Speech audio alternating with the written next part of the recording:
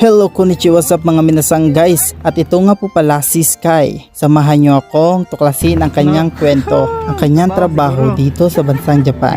Po ang pinamagatang Easy Ace Job.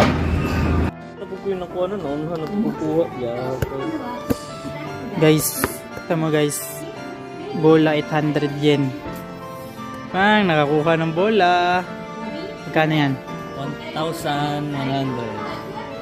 Uy, gogi, 1-1 lang oh. Pumunta dito, bumili ng bola. At dahil ang pamagat nga ay SS job, ayun, tapos na agad ang kanyang trabaho. At dahil tapos na ang trabaho, maglalaro na kami ng basketball. Kasi wala kaming bola, pumunta kami dito sa book off at bumili na tag 800 at 1,100 na bola. At swerte nga siya kasi nakakita ako ng Sabrina 1 na sapatos at nagkakalaga lang ng 6,600 yen.